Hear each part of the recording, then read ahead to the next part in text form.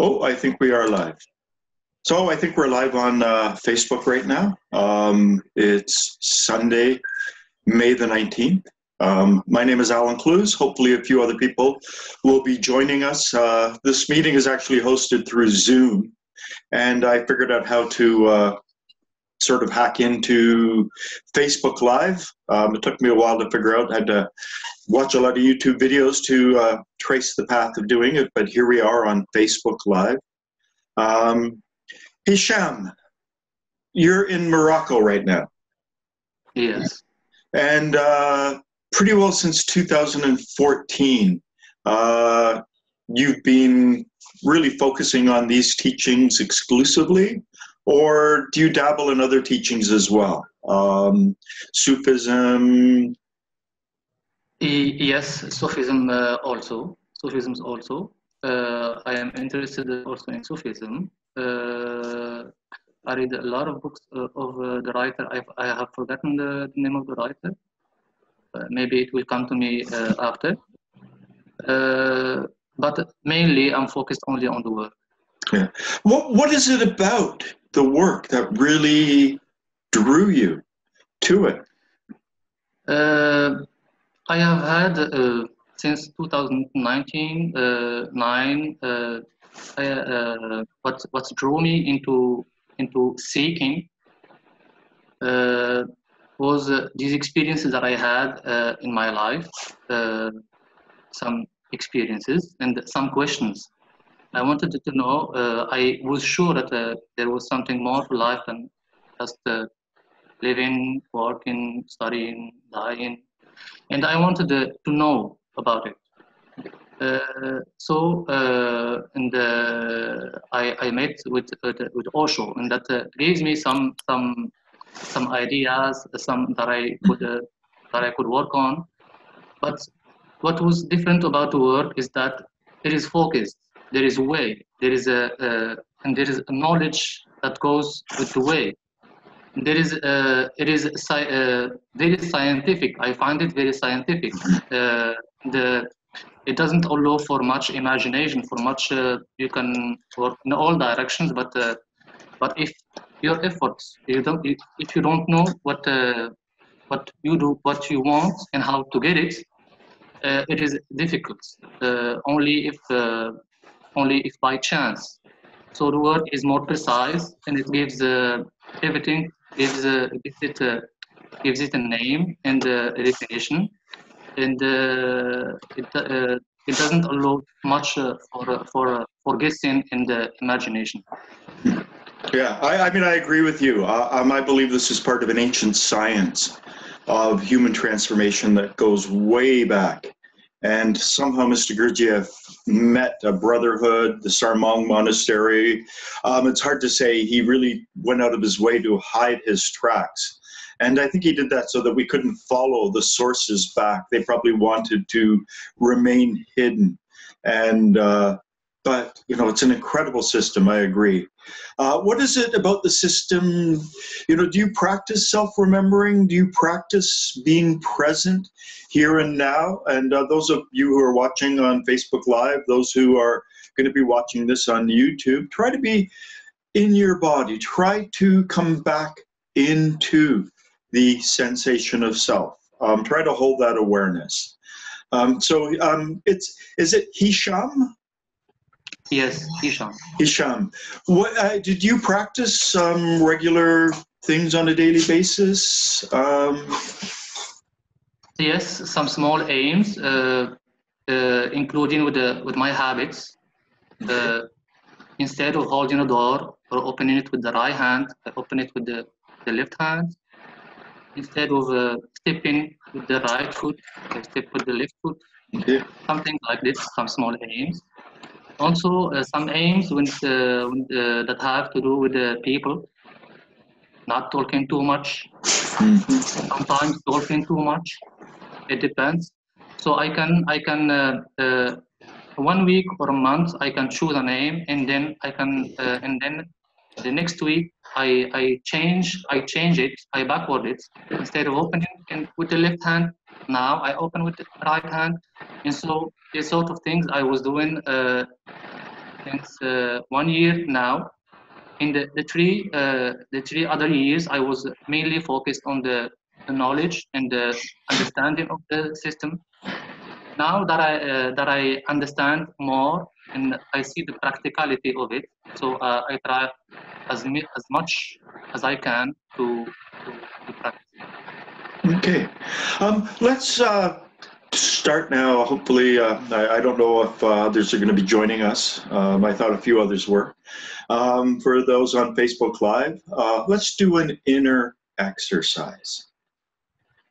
And, I'm just going to pull up one of my favorite quotes now.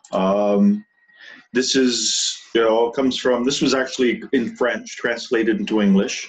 But I wish to be, I can be, I have the right to be, I have the ability to be.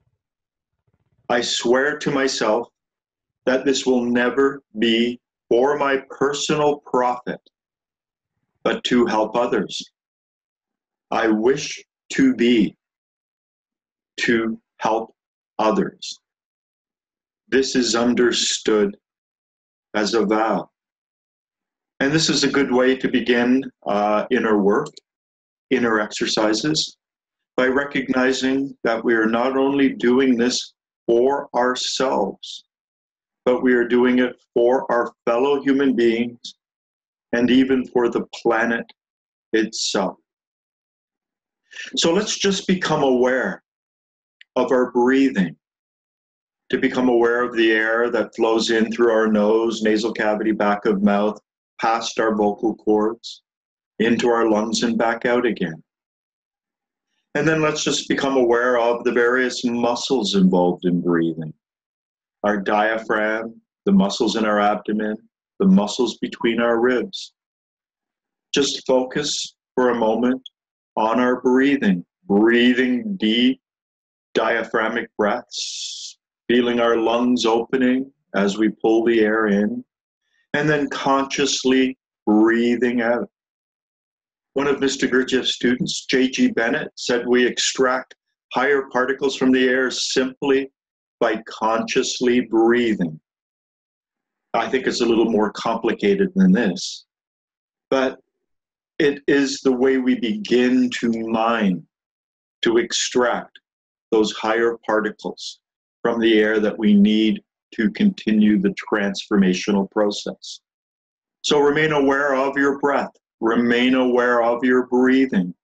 And I will be discussing this more later today on the actual science of it. But just now try to become aware of your body. Try to become aware of gravity, pulling your body down. Try to become aware of the pressure points beneath you, perhaps underneath your feet, underneath your thighs, underneath your sitting bones, where you connect with something solid beneath you.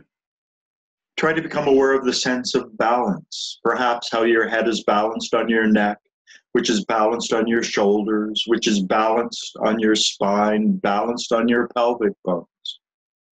And recognize that this is a result of the prefrontal cortex and our power of attention.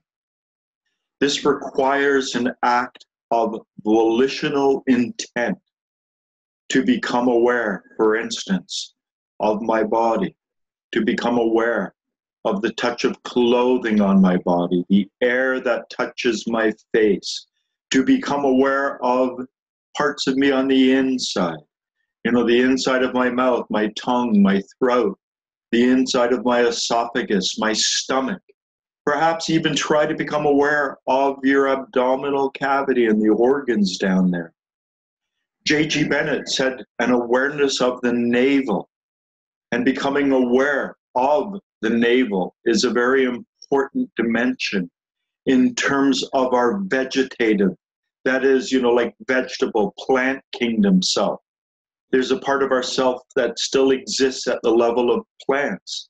And it's the lower part of our digestion, particularly around our navel, that is involved in this. So he said it was very important to become aware of our navel, to focus on that, So try to become aware of your whole body. Try to sense your whole body as one organic whole. I've talked about this before. A lot of these exercises are really preliminary exercises. They're like learning to play the scales on a piano so that you can then begin to play music. And the music is the sensation of self, to develop that awareness, to be aware of our whole body from the bottom of our feet all the way to the top of our head. Now let's do Mr. Gurdjieff's filling exercise. As a vessel fills with warm golden honey, allow your body to slowly fill with sensation. So let's just start with the bottom of the feet. Become aware of the bottom of your feet. Become aware of your heels, your instep, the balls of your feet. Become aware of your toes, the pads on the bottom of your toes. And then slowly allow your feet to fill with sensation. So filling from the bottom of your feet all the way to the top of your feet. To feel the skin, the top of your nails on your toes, to just be aware of your feet. And then filling with sensation from your feet up to your ankles. And then from your feet, filling with sensation up through your lower legs to your knees. Filling with sensation up through your upper legs, your thighs, to your hips and hands. And then filling with sensation up through your lower torso, so your lower back, lower abdomen, lower arms. Filling with sensation up to your midriff, your solar plexus, middle back, elbows.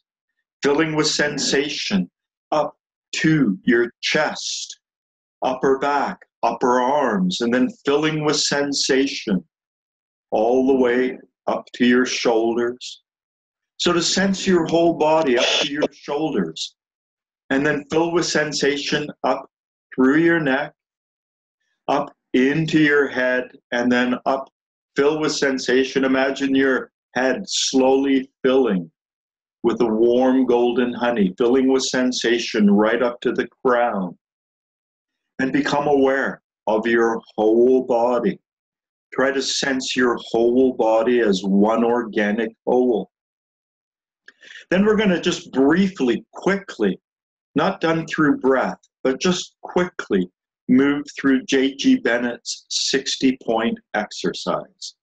So become aware of the top of your head, the right side of your forehead, your right eye, the right side of your nose and face, the right side of your head and your ear, the right side of your mouth and jaw, your right shoulder, your right upper arm and elbow, your right lower arm and wrist, the top of your right hand, your right thumb, index finger, middle finger, fourth finger, baby finger, the palm of your right hand, the right side of your chest, the right side of your solar plexus, abdomen and pelvis, the right side of your upper back and right shoulder blade, the right side of your lower back, the right side of your buttock and hip, your right upper leg and knee, your right lower leg and ankle, the top of your right foot, your right big toe, second toe, middle toe, fourth toe, baby toe,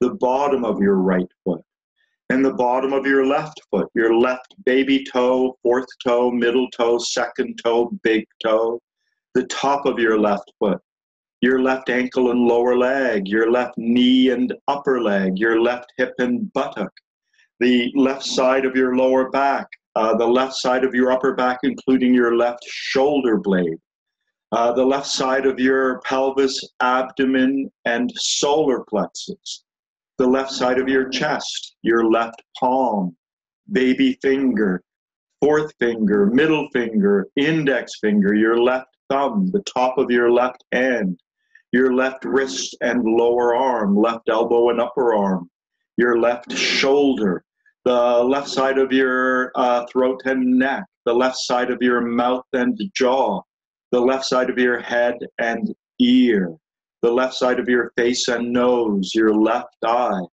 the left side of your forehead, and be ending at the top of your head. And then just as you breathe out, let your awareness flow down the bottom of your, sorry, someone's trying to phone me, flow up the bottom of, down, as you breathe out, breathe awareness down the right side of your body, and as you breathe in, breathe awareness in, up the left side of your body, breathing awareness out the down the right side and up the left side, and just kind of circling around, developing this awareness of your body, developing this sensation of self. And as I explained in the other meetings, particularly last week, this is the easiest brain to become aware of, the body brain, the physical brain, the sensation of self, to develop this. We have the required energy within us that will allow us to become aware of our body. When I talked about last week with the food diagrams. Now, I would like you to become aware, while remaining aware of your body, try to hold this awareness of your body, this sensation of self, this awareness of your physical body as one organic whole. Try to become aware of your whole body from the bottom of your feet all the way to the top of your head. Try to sense your body. Mr. Gurdjieff said that sensation, if we build it up slowly, should rise up from the bottom of our feet up to the top of our head. But we ultimately want to get to the point where we can go and we sense our whole body like that. We do it sort of just as a quick into our body, and then to hold this awareness, to try to remain in our body, and to try to do this when we walk down the street, when we sit down, when we get up, to try to do this always and everywhere, to use Mr. Gurdjieff's phrase, to try to bring ourselves back to the sensation of self, this awareness of our physical body. This is the body brain. The head brain is involved in the receiving of external impressions. And this is something I'm going to talk a little bit more about today, and some of the, sort of fixing up loose ends and everything from last week.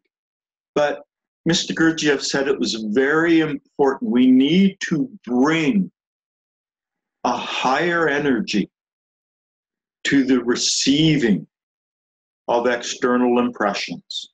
So to what we see, hear, smell, and taste. These are all located in our head. They're all head-brain phenomena. And he said it was important to become aware of our eyes. So do this. Try to become aware of your eyes. Try to become aware of your eyeballs, of your eyes receiving light. Try to become aware of what is coming in through your eyes. To be aware that your eyes are organs of perception. He said this awareness of our eyes receiving the visual energy from the world around us is how we tap into those higher carbons through the external impressions. So try to become aware of your ears. Try to become aware of the canals in your ears. Try to become aware of your eardrums. Try to become aware of your ears receiving sound. Try to become aware of your nose. Try to become aware of your nose and the olfactory receptors up in your nasal cavity receiving smells. And then try to become aware of the taste buds in your mouth.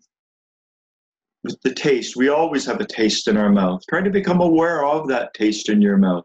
Become aware of the taste buds in your mouth, receiving that energy. And something else I'm going to point out here is that you are not seeing the image of me on the screen.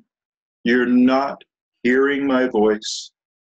Rather, what happens is the light comes into your eyes, and you have something like 10 million photoreceptors in your eyes.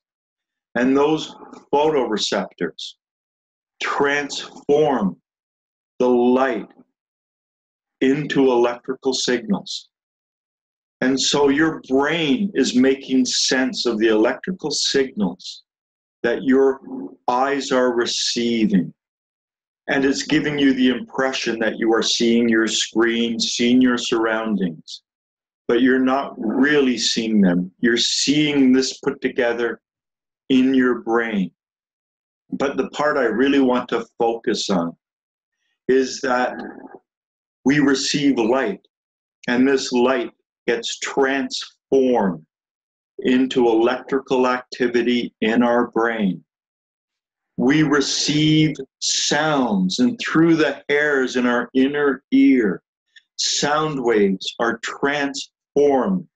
And notice the word transform, into electrical signals in our brain.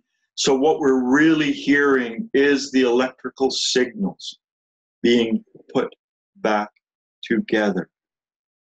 I'm going to talk about this later, but just become aware of your eyes transforming energy automatically, and then try to become aware of your eyes consciously.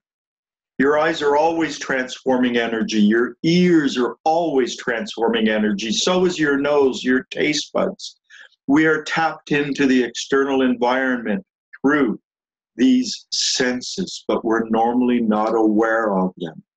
And it is to bring that conscious awareness to the act of receiving impressions that doubles them, so to speak, using Mr. Gurdjieff's terms. So become aware of what you can see, your eyes receiving light, receiving information, distance, form, shape, objects. Become aware of your ears receiving sound, the sound of my voice, background noises, whatever. Become aware of your nose receiving scents, perhaps your own scent or the scent of the room where you are. Become aware of the taste and the taste buds in your mouth, receiving taste. Now try to do this while sensing your body as one organic whole.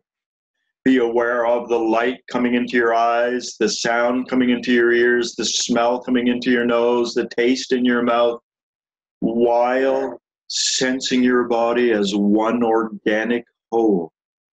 To engage in both of these, to do, seeing, hearing, smelling, tasting, plus the sensation of self is intermediate self-remembering. Just basic self-remembering would be to be aware of our eyes and what we're seeing and sensing our body, or to be aware of what we're hearing and sensing our body, to do them all together. See, hear, smell, taste, and sense all together is to move up to intermediary self-remembering.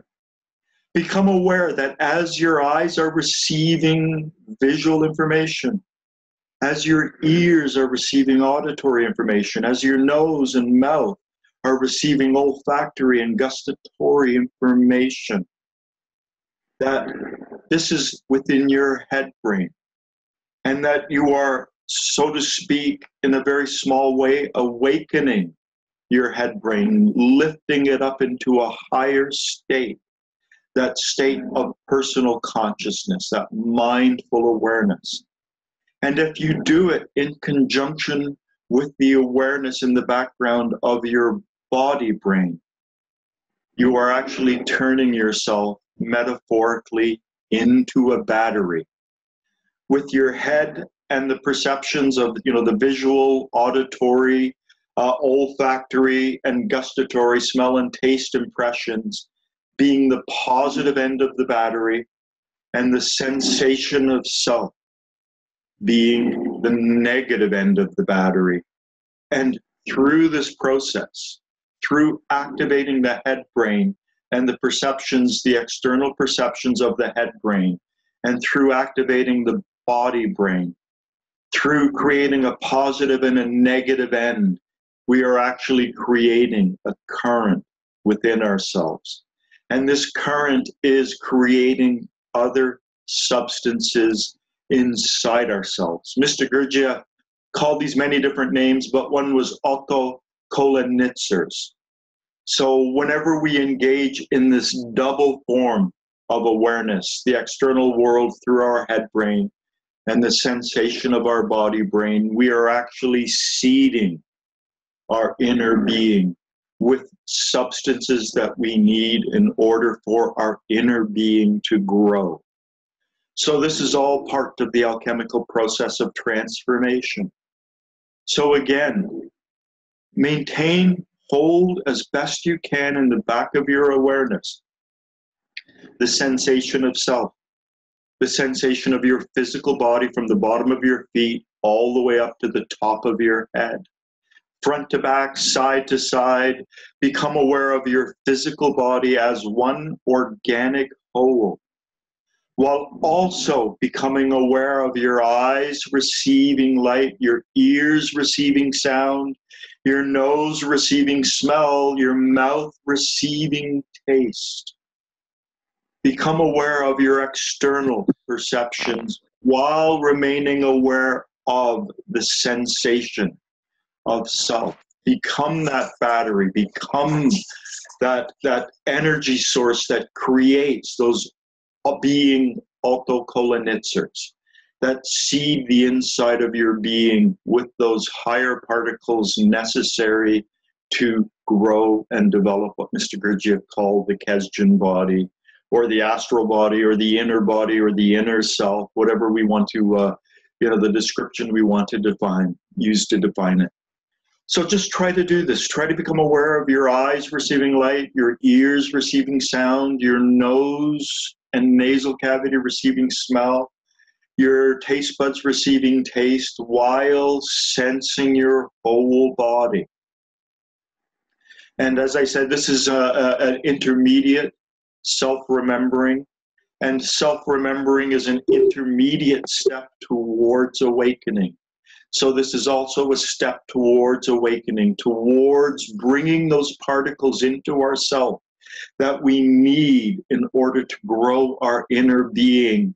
And according to Mr. Gurdjieff, we grow an inner being, and within that inner being, we grow another inner being. And this is all done through this inner work, through this accumulation of substances within ourselves. So just, again, try to become aware of what you can see, hear, smell, taste, your eyes receiving the information, your ears, your nose, nasal cavity, your mouth, while sensing your body. Try to develop this awareness. So as I said earlier in this inner exercise, it's important to try to develop the sensation of self when you're walking down the street, when you're standing in a line, whatever you're doing, you can become aware of yourself. Whatever you're doing, you can also add this extra quality of perceiving external impressions. But as we've talked about before, if you don't have the energy inside you necessary for these transformations, you will not be able to maintain these states for too long. And so part of this work is the accumulation of these higher energies, and I will talk about that today. So just become aware of your eyes receiving information, your ears, your nose bud, your nasal cavity, your taste buds receiving information while sensing your body. Try to imprint this on yourself. Try to practice this throughout your week. Try to figure out where you lose it and what it is that pulls you away from it. Try to observe this and try to make yourself step into the state as much as you can. Now let's just allow our attention to rest. And as the earth, is surrounded by an atmosphere, so too are we surrounded by an atmosphere. Mr. Gurdjieff said that at the end of these exercises, we should collect our atmosphere towards ourselves. Perhaps a meter meter and a half. Pull your atmosphere in so it's around you. Keep it calm, keep it still, keep it tranquil. And in a moment, I'm going to count from 1 to 3, and then breathe your atmosphere into yourself. And then as you breathe out, imagine something remains inside to help coat your inner being. So pull your atmosphere in, keep it calm, keep it tranquil, keep it still. 1, 2, 3. Breathe it in, and then as you breathe out, imagine something remains. And then silently in your mind, repeat after me. May results from this work be transubstantiated in me for my being.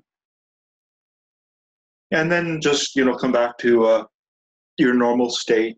And again, try to remain aware of as much as you can for as long as you can. And this brings me to the question that Ian asked last week. There was a quote that I posted on Facebook of Mr. Gurdjieff talking about remembering yourself. And he said, the most biggest thing is that you don't realize that you don't remember yourself. And he says, I observe, I hear, for you, it observes, it hears. And that's one of the reasons why I focused on part of the inner work that I did today. Your eyes are always receiving visual information, but it's at a subconscious level. Your ears are always receiving information, again, at a subconscious level. We can talk about this subconscious automatic receiving of this stuff, the stuff from the world, the stuff in our body. We can say it is aware. Our subconscious mind sees things that is beyond our awareness, that we are not aware of. When I become aware, the agency and the control and the awareness actually moves to my prefrontal cortex, to the part of me that's able to hold and maintain attention. So I can now observe the sensation of the bottom of my feet. A moment ago, it was merely my subconscious mind observing the sensation of the bottom of my feet. And when my subconscious mind was observing it, that's when it observes. So my subconscious mind, it was always aware of the bottom of my feet. It's never not been aware of the bottom of my feet. But now that I bring my conscious mind or that level of personal consciousness to bear on the bottom of my feet, I become aware of the bottom of my feet. So there's this automatic habitual awareness that goes on all the time. J.G. Bennett says that the reason the dough of the octave of impressions doesn't progress up to me and Ray as it should is because the energy that comes in through our external perceptions is enough to feed the human machine. That our eyes are always transforming energy, the visual impulses into electrical signals, as our ears are always doing that, our nose, our taste buds. It's only when we become conscious of doing that that we can be said to, I become aware of my bottom of my feet. I become aware of the light coming into my eyes. I become aware of the sound coming into my ears. And as we do this, we move the octave of impressions up. We allow it to grow properly. J.G. Bennett says that, for the natural, normal, mechanical state of humanity, there is no need for us to develop that awareness. And this is what Mr. Gurdjieff said as well. It just because that energy is just feeding us. Your eyes are always taking the visual photons and light and transforming. So it's the transforming, in other words, the transforming of energies. It's taking these visual energies and automatically transforming them into electrical signals. It's taking these auditory sound waves and automatically transforming them into electrical signals. The same with our nose and our taste buds. And when it's automatic, we can use the word it. It is doing this. It happens. It's beyond, I'm not aware of it. When I become aware of it, though, then I am the agent. I am active. I am involved in this process. I don't know if that answers your question, Ian, from last week. I'm not sure either. It's good information, and it's a clear explanation. I'm still in the quote. He's talking to his students and saying that they have not noticed when they're doing self-observation or self-remembering that it hears, it speaks, and the I doesn't hear, I or not speak, but I doesn't hear, I doesn't see. And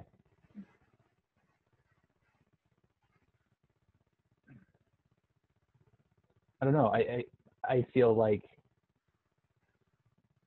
how could they be doing any attempt at self-remembering and have it be that they don't touch on what you just explained? Okay, I think the thing is, in this comes from In Search of the Miraculous. I think that within the discussion in that part of the book, that's where Mr. Gurdjieff started to introduce the idea of self-remembering and remembering the self and bringing the self into our observations. I think he was probably a bit more general before that. And this is also possibly the way that Ouspensky, when he went back to his notes and organized it, that he wanted to show a progression of awareness. So that passage actually comes very shortly after Mr. Gurdjieff said that one of the most important things about the work is to observe ourselves, to remember ourselves, and none of you are doing that. They're all engaged in other things, thinking about the, I don't know, hydrogens, or focusing on different aspects of the work instead of doing the actual inner work. And so I think at that point, he introduces this just as a way of, they were ready for it. And we should also remember that In Search of the Miraculous, we don't have any idea of really the set and setting and situation. All we have is Gurdjieff talking pretty well in that book. There's a wonderful book called, by the way, it's written by Anna Butowski. She had a PhD in music. She was introduced to Mr. Gurdjieff through Ouspensky. And she was actually, it sounded like she was quite sweet on Ouspensky at the beginning, but, he wouldn't make that extra step to, get involved with her in a relationship or whatever. But she stayed with Mr. Gurdjieff. So the title of her book is, I think it's something like With Mr. Gurdjieff in St. Petersburg in Paris. And for a lot of these meetings, there were only 6 people. Dr. Sternevol, Anna Butowski, Ouspensky, and a few other people. There was I believe there was an engineer, an architect, a few people, but it wasn't a huge group of people. And so if you read, With Mr. Gurdjieff in St. Petersburg and Paris, you will get a different perception of the way this information was relayed. It was always done sort of in the upper room of a cafe, maybe not even a cafe, maybe a kind of cafe bar in St. Petersburg. And so we get a bit of a flavor of what was going on. And, Anna Butowski also throughout, various points pokes a bit of fun at Uspensky as well, at his overly intellectual nature. And it just gives us a chance to see a bit more of the background of where those conversations took place.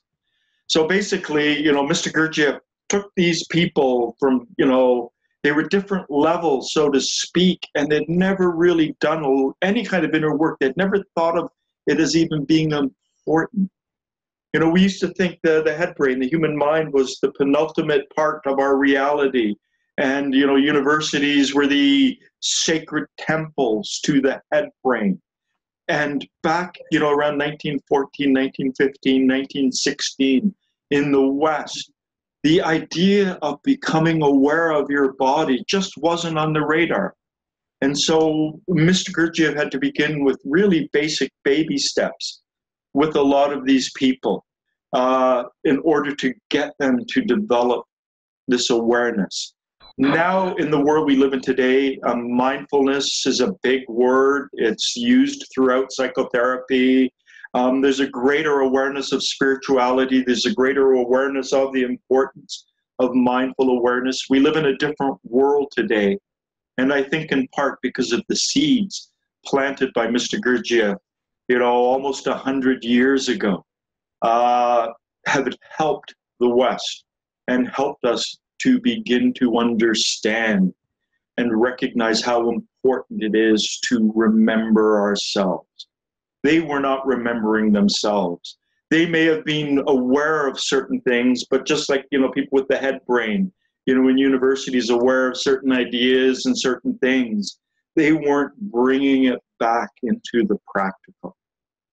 I want to go back now. Let me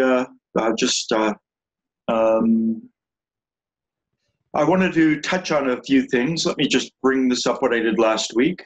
The alchemy of human transformation. And I talked about, these red circles, the accumulation of these red circles.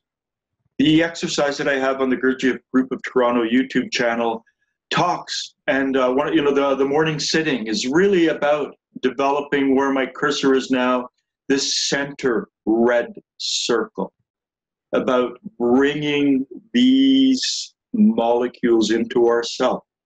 I've got a passage that I'm going to read, about this whole thing that I've been talking about. Now, psychology and cosmology have to be studied together. So, over on the right-hand side, let me see, I'll get it.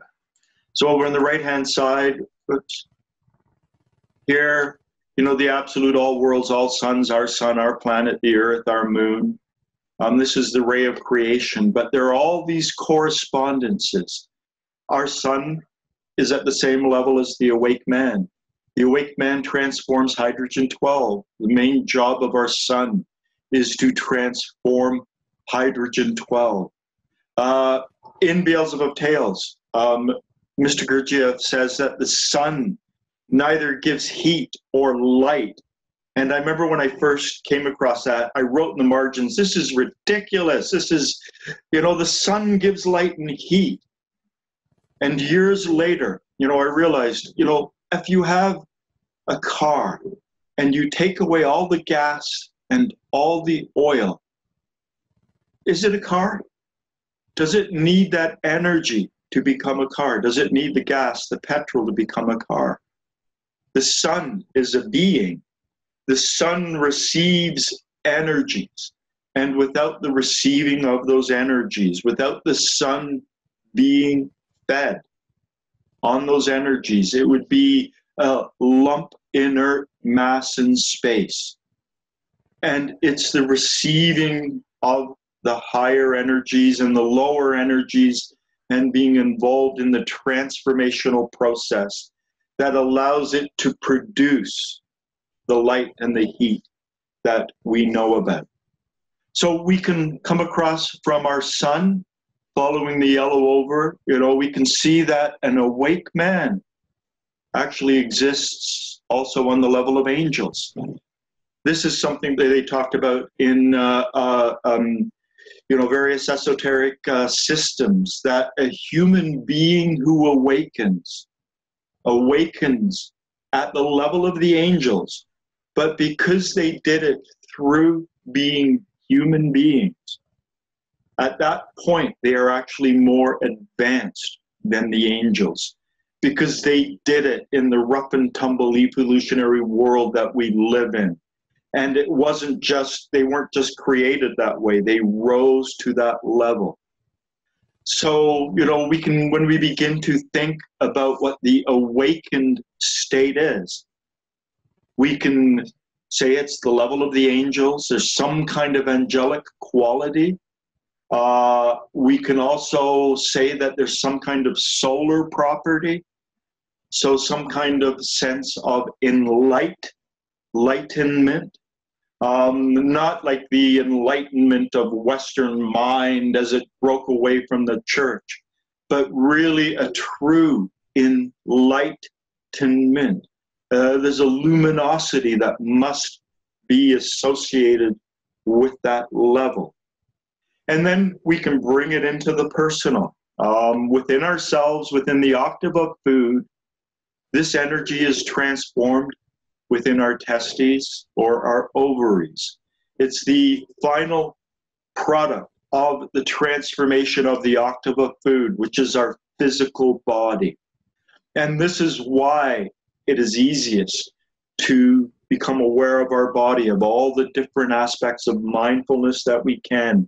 The sensation of self is the easiest to develop, because the octave of food is the only octave that completes itself within a normal human being.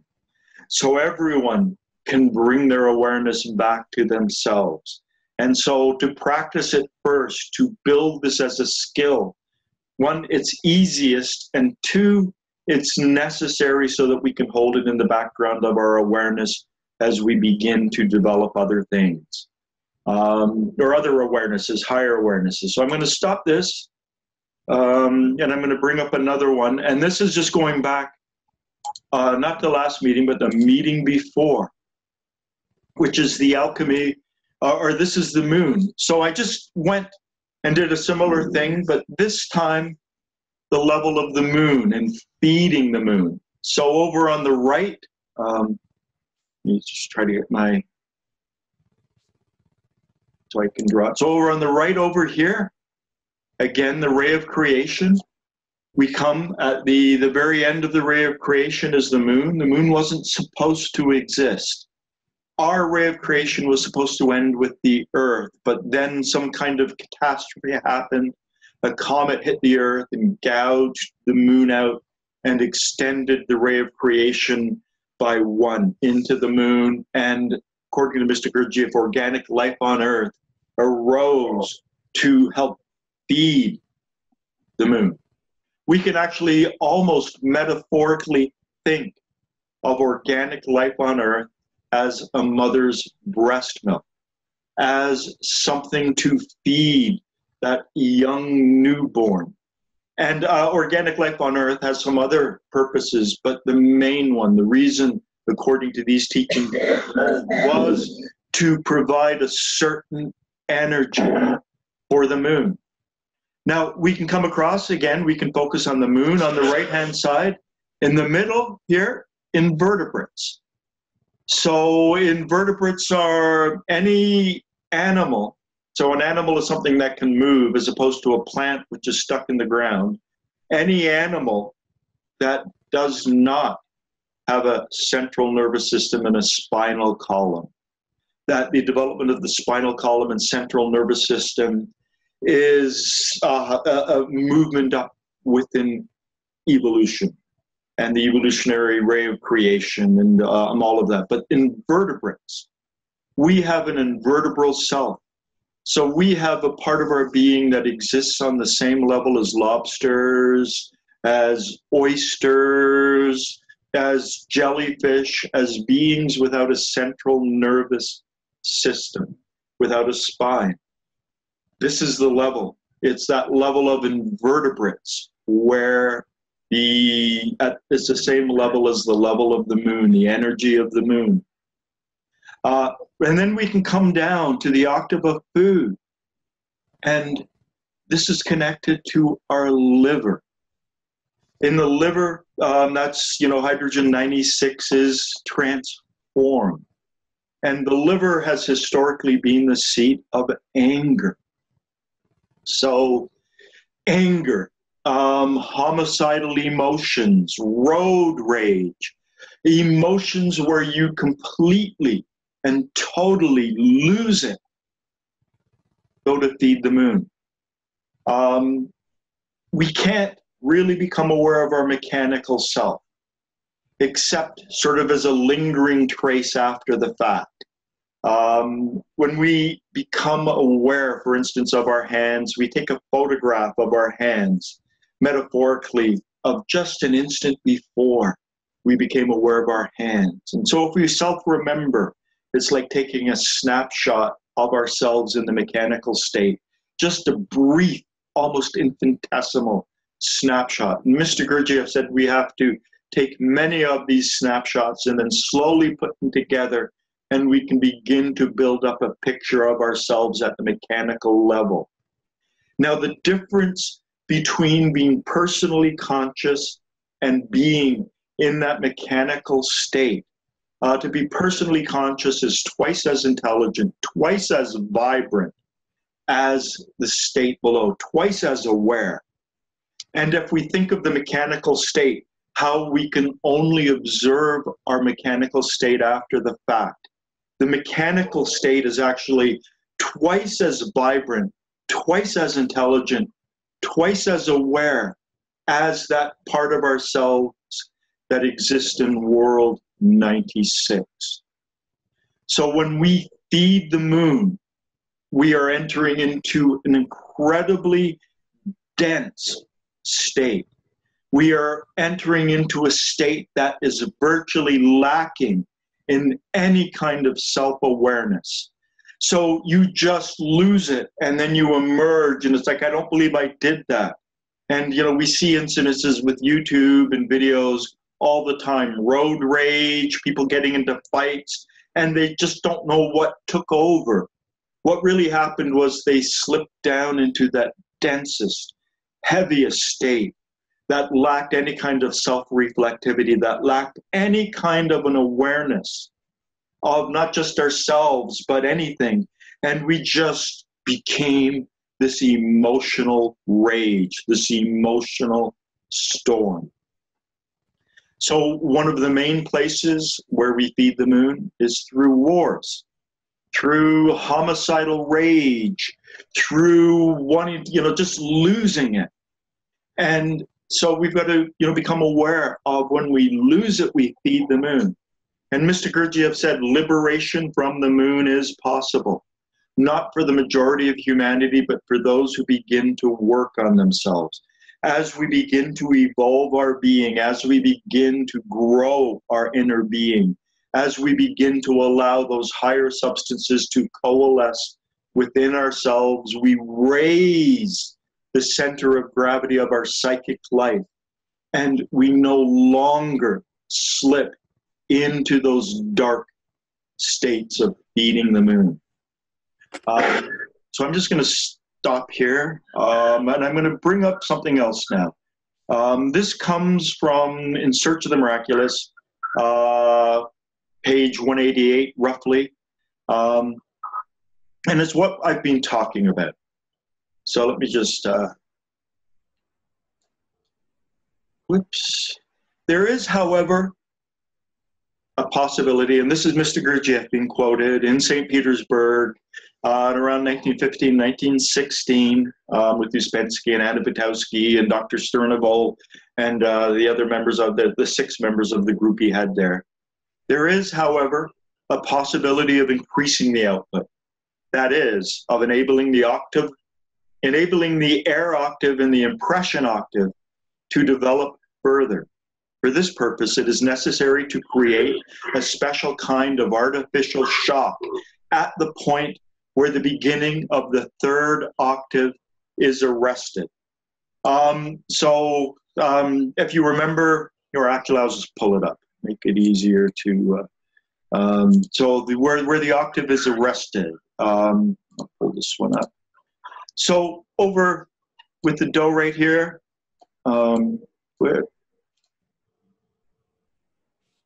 this is arrested. This doesn't move up. This should move up. So he's talking about the Do of the octave of impressions not properly developing. So let me bring this back. So for this purpose, it is necessary to create a special kind of artificial shock at the point where the beginning of the third octave is arrested. This means that this artificial shock must be applied to the note Do 48. But what is meant by an artificial shock? It is connected with the moment of the reception of an impression. The note Do 48 designates the moment when an impression enters our consciousness. An artificial shock at this point means a certain kind of effort at the moment of receiving an impression.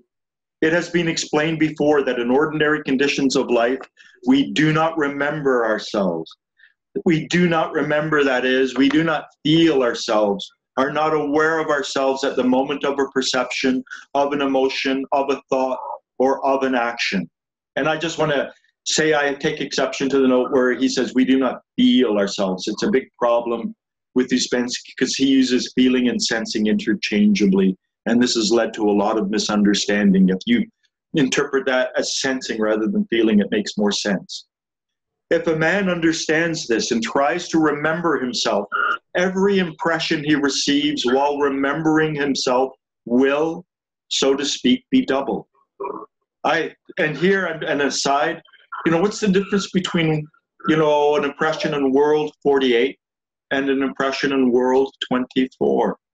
The vibration has doubled. The intelligence has doubled, so to speak. So while remembering himself, so to speak, be doubled. In an ordinary psychic state, I simply look at a street. But if I remember myself, I do not simply look at the street. I feel that I am looking as though I am saying to myself, I am looking. Instead of one impression of the street, there are two impressions. One of the street and another of myself looking at it. This second impression produced by the fact of remembering myself is the additional shock. Moreover, it very often happens that the additional sensation connected with self-remembering brings with it an element of emotion. That is, the work of the machine attracts a certain amount of carbon-12 to the place in question. Efforts to remember oneself, observation of oneself at the moment of receiving an impression, observation of one's impressions at the moment of receiving them. So becoming aware of your eyes receiving light, your ears receiving sound, your nose, your taste buds receiving smells and tastes. Becoming aware of one's impression at the moment of receiving them, registering, so to speak, the reception of impressions, and the simultaneous defining of impressions received. All this taken together doubles the intensity of the impressions and carries Do 48 to Re 24. At the same time, the effort connected with the transition of one note to another and the passage of 48 itself to 24 enables Do 48 of the third octave to come into contact with Mi 48 of the second octave. That is the octave of air. And to give this note the requisite amount of energy necessary for the transition of Mi to Fa.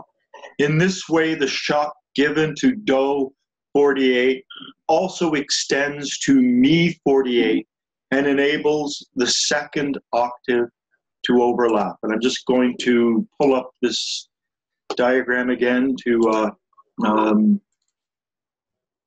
so the, whoops, you get the annotation. So when we focus on the reception of an impression here, not only does it allow this octave, whoops, to continue upwards, as seen over here in the middle, but it also provides an additional shock to this Mi 48 of the octave of air, which allows it to develop. So, whoops, let me go back to the text. In this way, the shock given to Do 48 extends also to Mi 48 and enables the second octave to develop. Mi 48 passes to Fa 24, Fa 24 passes to Sol 12, Sol 12 passes to La 6. La 6, and 6 is on the level of the holy denying. So it's where we connect with the Godhead, so to speak, in a universal intelligence, in a universal love.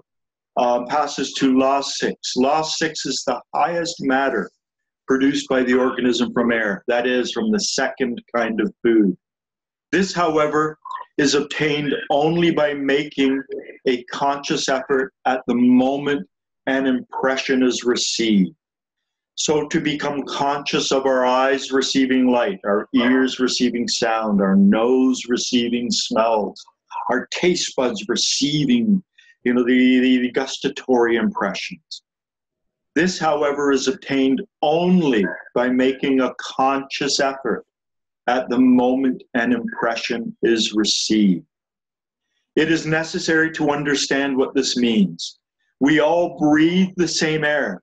Apart from the elements known to our science, the air contains a great number of substances unknown to science, indefinable for it, and inaccessible to its observation. But exact analysis is both possible of the air inhaled and the air exhaled. This exact analysis shows that although the air inhaled by different people is exactly the same, the air exhaled is quite different. Let us suppose that the air we breathe is composed of 20 different elements unknown to our science. A certain number of these elements are absorbed by every man when he breathes. Let us suppose that 5 of these elements are always absorbed. Consequently, the air exhaled by every man is composed of 15 elements. 5 of them have gone to feeding the organism, but some people exhale not 15, but only 10 elements. That is to say, they absorb 5 elements more. These 5 elements are higher hydrogens. These higher hydrogens are present in every small particle of air we inhale. By inhaling air, we introduce these higher hydrogens into ourselves. But if our organism does not know how to extract them out of the particles of air and retain them, they are exhaled back into the air. If the organism is able to extract and retain them, they remain in it.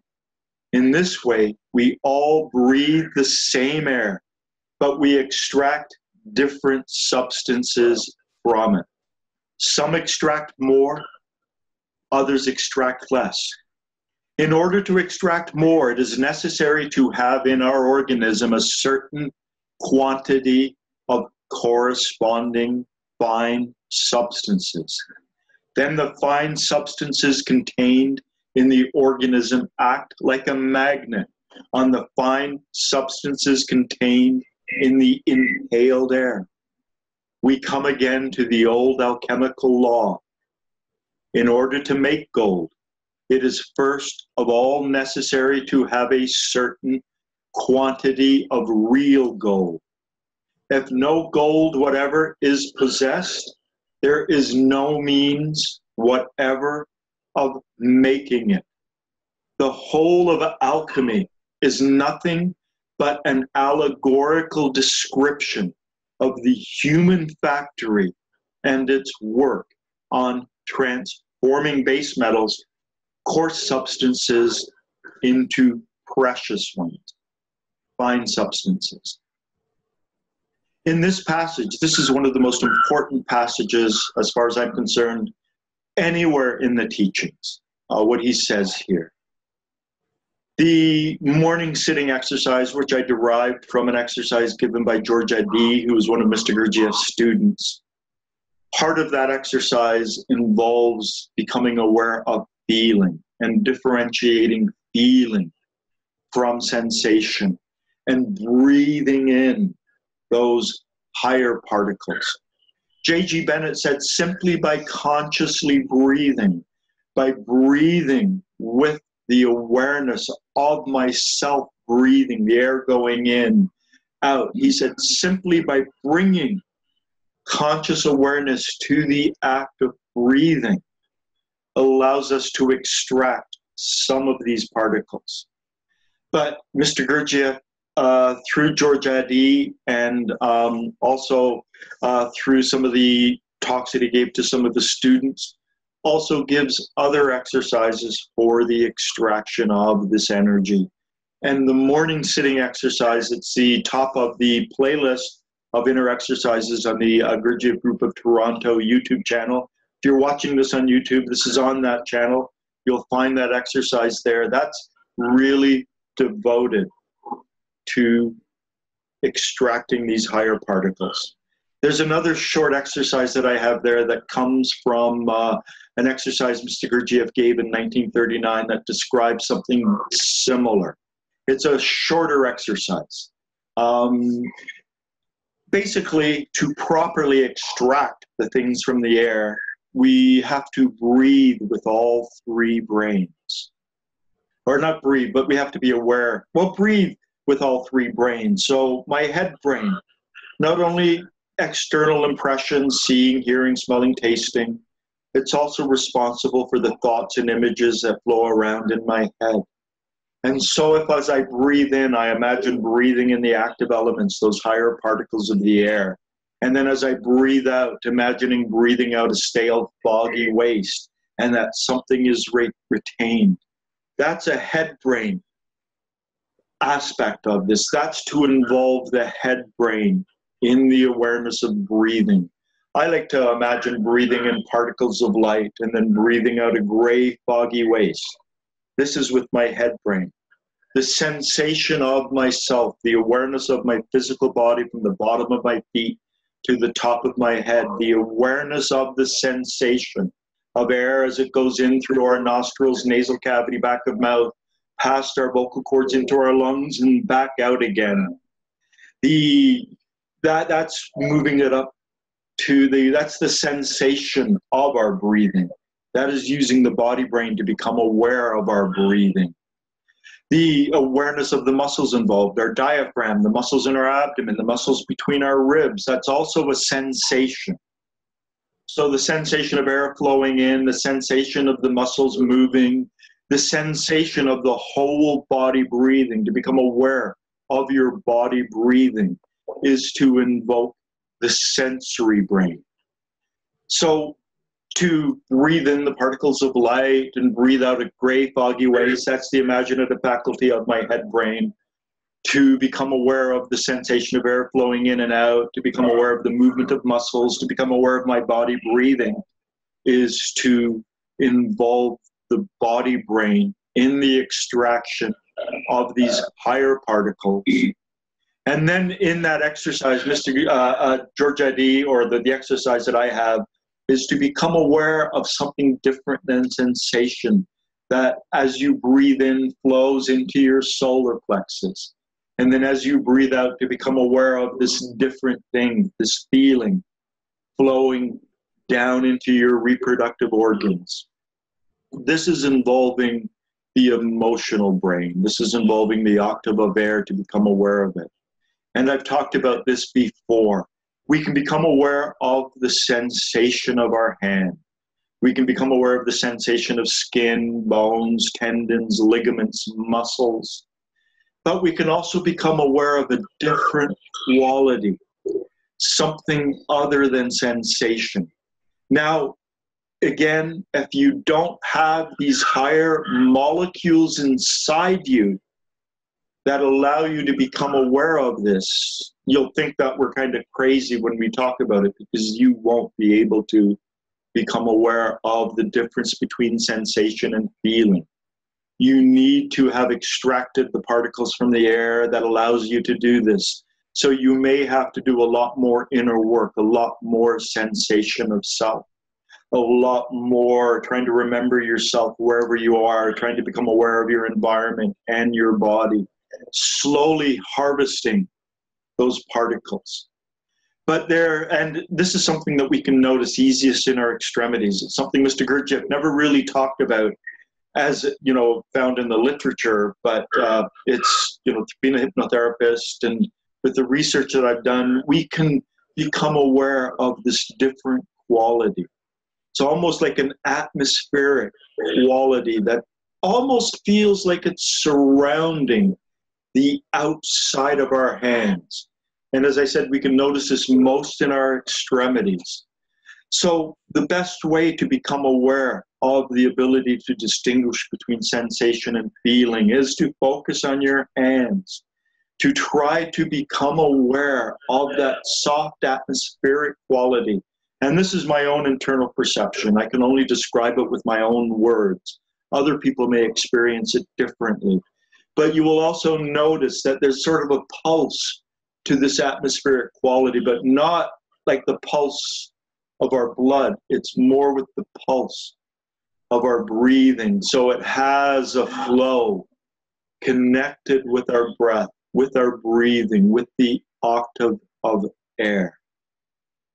And when we can do this exercise fully, to be aware of the perhaps breathing in particles of light, exhaling a gray foggy waste, to become aware of our body breathing, and to become aware of this feeling that's different than sensation, that flows down into our solar plexus as we breathe in, and then down to our reproductive organs as we breathe out. What we are really doing is we are really growing our inner being. And we're not just growing our inner being, we are extracting some of these higher particles, these higher substances that are within the air that most people normally breathe out. They breathe them in and then they breathe them out. The 20 substances unknown to science, and they breathe in and they retain 5 and they breathe out 15, but the other man breathes them in and only breathes out 10 because he retains an extra 5. And so this is part of the alchemical self, the growing of our inner being. Any questions, any comments? This is quite involved theoretically, and it all comes down to working on ourselves, to pulling our awareness back to ourselves as often as we can, to becoming aware of light, sound, smell, taste coming in through our, the organs of perception in our head, and then beginning to try to develop this awareness of feeling. I like to use synesthesia. So I like to talk about, feeling almost having a shimmering quality. Shimmering is visual. So I'm using a visual metaphor to sort of try to capture the essence of there's this soft flow, this energetic flow that is not sensation, that's different than sensation. And if you don't have the higher particles within you, if you haven't begun extracting them, if you haven't begun to grow your inner being, you will not be able to do this. And when you run out of energy, as a car running out of gasoline suddenly stops, there'll be a point where you can't do it anymore. And, this brings up a very important point. Mr. Gurdjieff said we should never spend more than a third of our day, our waking part of our day, working on ourselves and doing inner work. The organism needs time to recharge. It needs time to rest. But we are growing ourselves at the inner level. And the diagram that I've shown with the 3 points, and you can see the left, the middle, and the right. This is the growth of our being, how we grow ourselves at these higher levels. Any questions, any comments, any? I guess I have a question, yeah. So when we were doing the inner exercise a little bit ago, sensing the body, being aware of the impressions, we talked about it being a battery, positive and negative ends. This time I had a pretty strong impression at certain points through the exercise of the awareness of my body, the awareness of sensation, creating kind of a container, and the impressions coming in, sort of having somewhere to land because I'm aware of my body. And there being sort of, my metaphor would be electric. It felt some kind of a inflow. And I guess the question is that feeling? It's a little hard to distinguish that from sensation. The charge between the two. I'm not sure. The head brain and the body brain, when the reconciliation element is the feeling brain. The head brain is positive, the body brain is negative, and the feeling brain is the reconciling element that exists between the two of them. So those being autocholinisers, using Mr. Gurdjieff's neologism, help to develop the feeling center and help the feeling center to grow and develop. And our feeling center is the part of us that is least developed. Even though women feel better than, more than men, and men seem to be more head brain than women, amongst our species, it's the least developed. We generally live in a chronic state of low-level anxiety.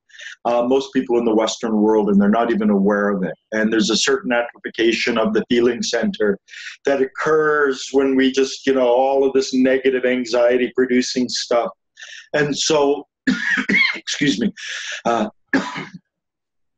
this work on ourselves will eventually open us up to feelings, and it will open us up to higher feelings. An interesting thing about feelings, let me just pull up this so I can, kind of explain it with a visual representation.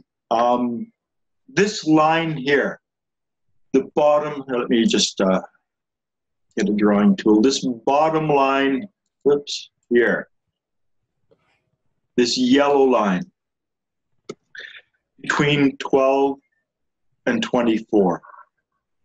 Right here, above it, there are only unitive emotions. There is no negative.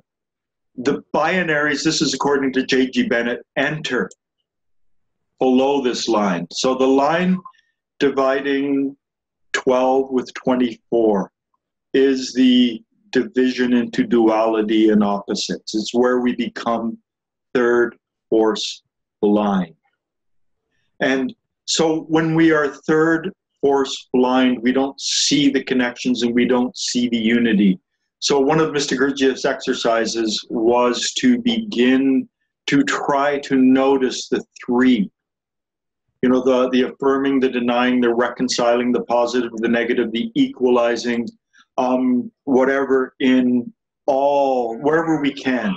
In language, I ran there, subject, verb, object. I can use positive, equalizing, negative, and I can explain why English is slightly different.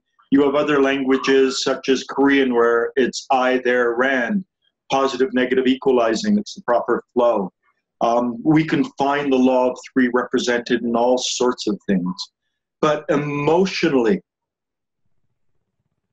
above that line between 12 and 24, there are no negative emotions. There are only unitive emotions.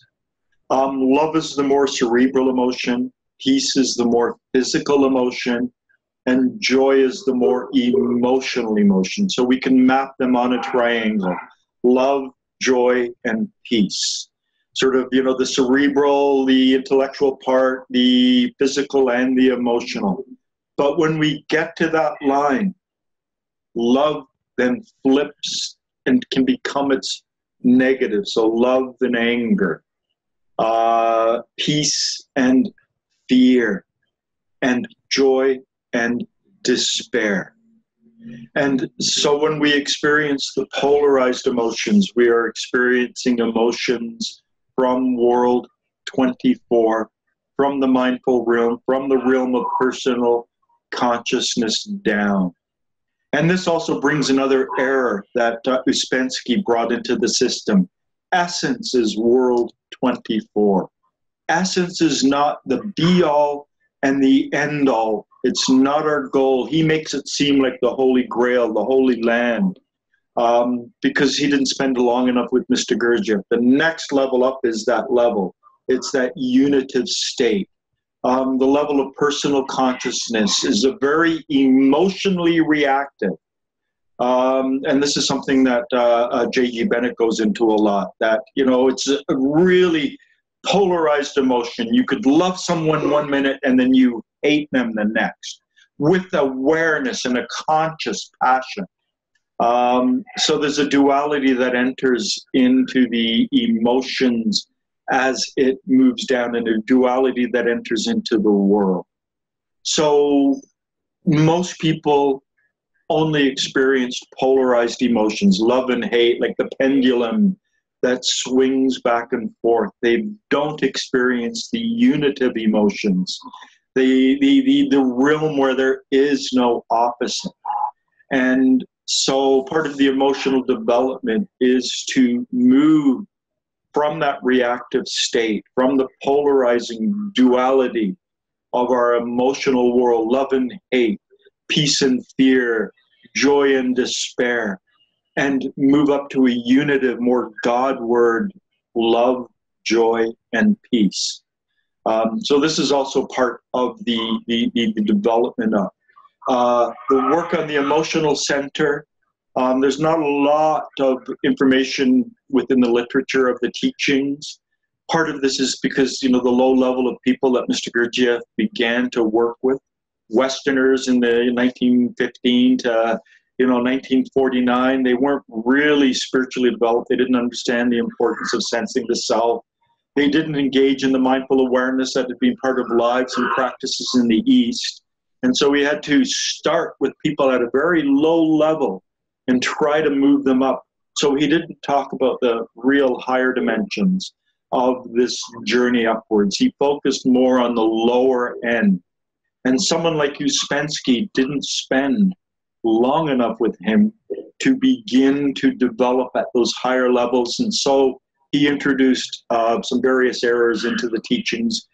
Major errors when you begin to really, really delve into the teachings, minor inconsequential errors when you first encounter the teachings. Again, I probably didn't answer. I have this tendency to go off on these tangents, to try to explain things with as great a detail as I can. Did that in any way answer what you asked, Ian? It kind of clarified the question for me a little bit. So in what you've been talking about, you've been talking about emotions, peace, joy, love, and their opposites. And then when we were talking about self-remembering earlier, the feeling aspect you described as sort of a flowing, shimmering kind of a thing. And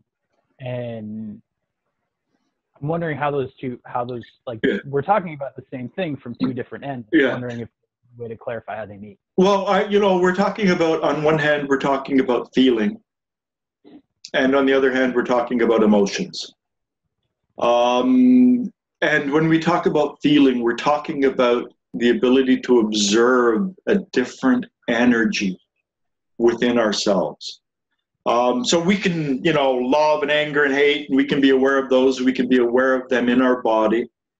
but to become aware of this almost effervescent quality, this very light quality, this atmospheric quality is feeling. And when Mr. Gurdjieff uses the term feeling, specifically feeling, and not Uspensky. Uspensky confuses feeling with sensing. Hey, did you feel that? Yeah, I felt that. And it's a limitation of the English language, something that Mr. Gurdjieff points out, to distinguish between feeling and sensing. And he said, he gave an exercise to become aware of thinking, feeling, and sensing using 3 fingers. And I always thought it was interesting that he did it with fingers, because we can notice feeling, this atmospheric quality, easiest in our extremities than we can anywhere else.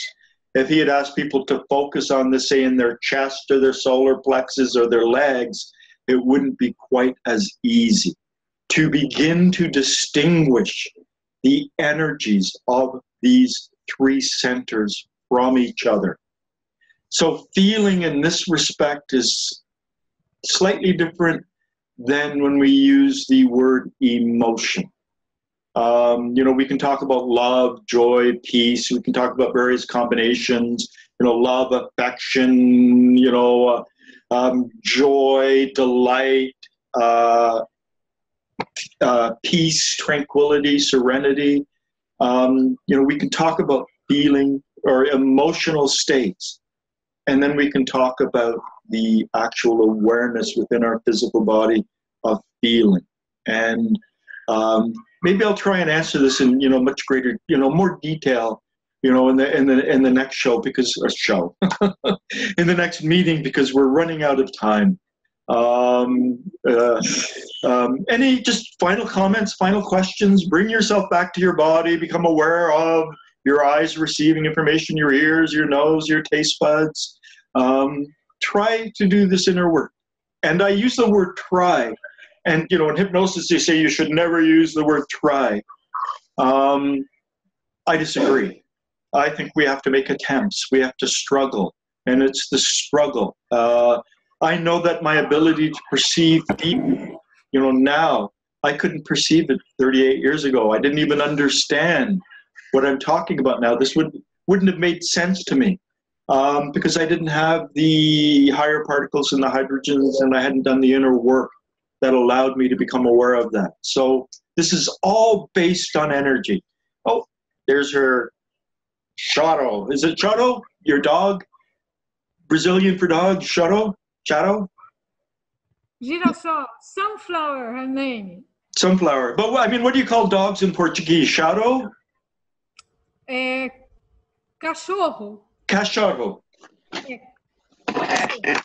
There's my guy just sleeping in the background there. Look at that. Not far from me, but okay. I'd like to thank you all for being here today. What's the weather like in Morocco right now, Hisham? You're gonna have to unmute your microphone. Well, I live in the northern region of Morocco. It is I'm closer to Spain, so it is a bit cool. It's not hot, not as hot and as in other cities. So it's like in Tangier, in the city where I live, it's like an European weather. Oh, okay. Or is it because you're high and you're north? Are you up towards the higher land? Or? Not that I am high, but that I live in the north. It is near the sea, and across the sea one can see Spain. Okay. So, we are really close to. Yeah. Those of us in the rest of the world are just thinking, oh, Morocco, and we've got all these images and songs from the 60s and, there. So, it seems to us, like this fairyland kind of, to be in Morocco rather than to be where we are. But you probably think being in Toronto's exotic, or Brazil, or wherever. Okay, I'd like to thank everyone for joining me. It's noon. It's time to end the meeting. Blessings. Take care. Be here again next week. Bye now. Okay. Bye-bye. Thank you. Thank you.